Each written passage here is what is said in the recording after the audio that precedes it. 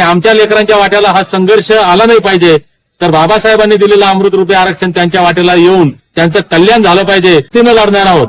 फडणवीस साहेबांना आमची विनंती आहे की मोदीजींनी पंढरपूरला लाखो धनगर बांधवांना वचन दिलंय, तुम्ही सुद्धा बारामतीला लाखो धनगर समाज बांधवांच्या समोर वचन दिलंय. पहिल्या कॅबिनेटमध्ये आरक्षण देण्याचं तुमचा अभ्यास झालेला आहे असं तुम्ही म्हणलेला आहात. तुमच्याकडे गाडीभर ट्रकभर कागदपत्रांचे पुरावे असं तुम्ही म्हणलेला आहात. तुम्हाला अजूनही संधी आहे. आम्हाला 21 तारखेला मुंबईत येण्याची वाट पाहू नका. आपण गेल्या 70 वर्षांपासून आमचा समाज घटनादत्त अधिकारासाठी लढतोय. जे आमच्या बापानं दिलंय ते मिळत नाही. या जगाच्या पाठीवर हा रिवाज आहे, ही रीत आहे, ही परंपरा आहे. मानव जातीमध्ये हा एक नियम सर्वदूर आहे की बापाच्या प्रॉपर्टीचा वाटा हा सर्व समान असला पाहिजे. मग या देशाचे आम्ही नागरिक आहोत, आदिम आहोत, आदिवासी आहोत. मग आमचा वाटा कुठे आहे? आज 2 नंबरला आम्ही समाज म्हणतोय, तर 2 नंबरचे कलेक्टर, एसपी, डीवायएसपी, तहसीलदार, पीएसआय, आमदार, खासदार काय आहे धनगरांचा 2 नंबरचं इथं? शेवटून सुद्धा धनगरांचा 2 नंबर लागत नाही. म्हणून आम्ही आमच्या हक्कासाठी, आमच्या अधिकारासाठी आमचा जो इथला प्रत्येक शासन, प्रशासन, राजकारण, समाजकारण, अर्थकारण प्रत्येक ठिकाणी आमचा जो वाटा आहे त्या वाट्यासाठी आम्ही भांडतोय. आज आपण आलेलो शिरसामध्ये या ठिकाणी धनगर समाज समिती दीपक बोराडे या ठिकाणी आले. 21 जानेवारी रोजी ते मुंबईमध्ये धडकणार आहेत आणि त्याच अनुषंगाने ते गावगाव जाऊन बैठका घेत आहेत. ते आपल्यासोबत जोडले. तर काय 21 जानेवारी मुंबईमध्ये धडकणार आहात आणि कसा तो प्रवास असणार, नेमकं नियोजन कसं?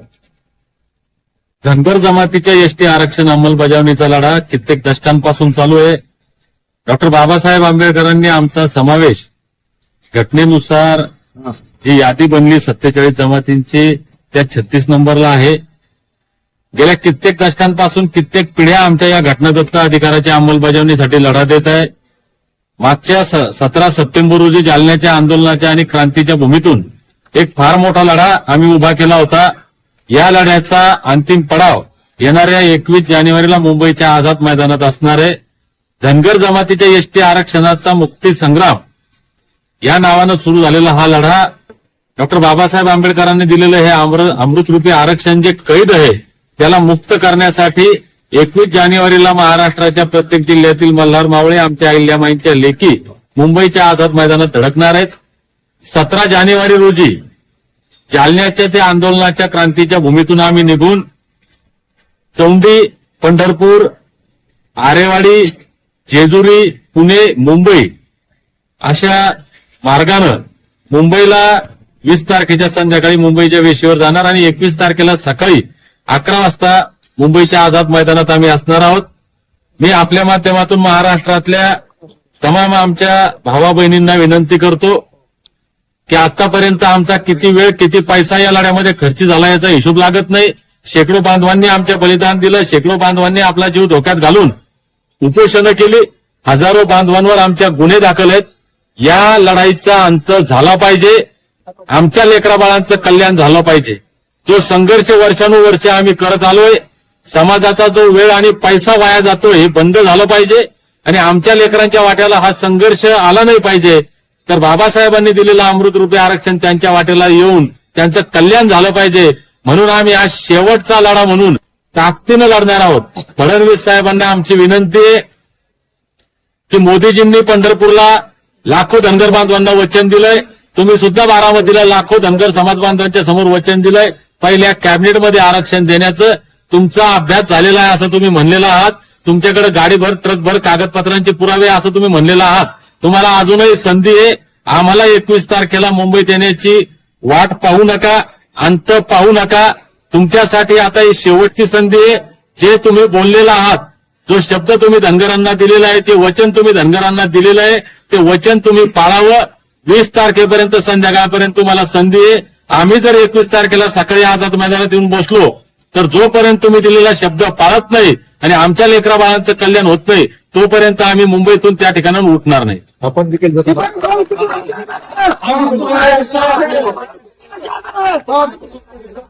आता जिल्हा परिषद पंचायत समितीची आचारसंहिता लागण्याची आता सध्या पत्रकार परिषद देखील त्या ठिकाणी सुरू आहे. त्या अनुषंगाने आपल्या या आंदोलनावर काही परिणाम होईल का? मुळात हे पहा, मी मुंबईकरांची माफी मागतो. मी अत्यंत जबाबदारीने आणि नम्रपणे सांगतो, आम्हाला जाणीव आहे मुंबईमध्ये एवढ्या मोठ्या संख्येनं ज्यावेळेस आमचे मल्हार मावळे अहिल्यामाईंच्या लेखी जातील, निश्चितपणे मुंबईच्या जनजीवनावर त्याचा विपरीत परिणाम होणार आहे.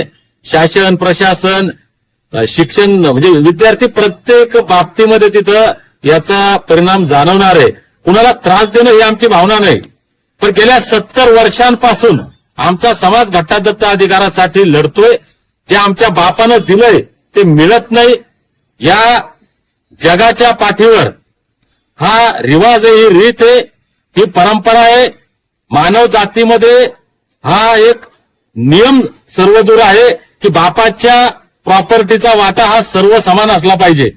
मग या देशाचे आम्ही नागरिक आहोत, आदिम आहोत, आदिवासी आहोत, मग आमचा वाटा कुठे आहे?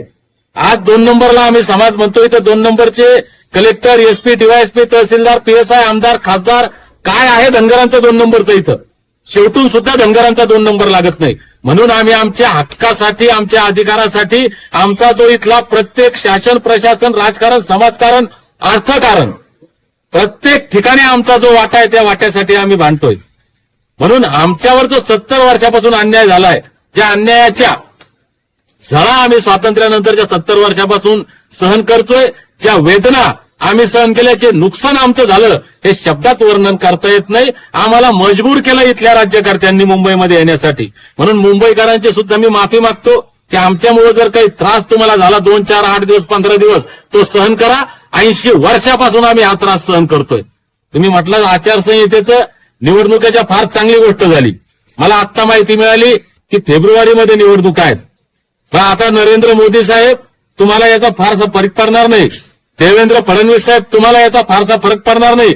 यांना असं वाटत असतील की या कार्यकर्त्यांच्या निवडणूक आहे, पण लक्षात ठेवा तुमच्या विधानसभेचा मार्ग इथूनच जाणार आहे, तुमच्या लोकसभेचा मार्ग इथूनच जाणार आहे. आणि जर तुम्ही एसटी आरक्षणाची अंमलबजावणी केली नाही तर मत नाही, सर्टिफिकेट नाही तर मत नाही हा नारा आम्ही घेऊन जाणार आहे. आता तुम्ही आमच्या धनगर बांधवांना किती उमेदवार देतात, आमचे धनगर बांधव किती उमेदवार असतात, त्या ठिकाणी काय निर्णय घ्यायचा तो आम्ही घेऊ. पण एक गोष्ट मात्र या ठिकाणी मोदीजी आणि देवेंद्र फडणवीस साहेब तुम्ही पक्की ध्यानात ठेवा की तुम्हाला ट्रेलर इथं दिसणार आहे.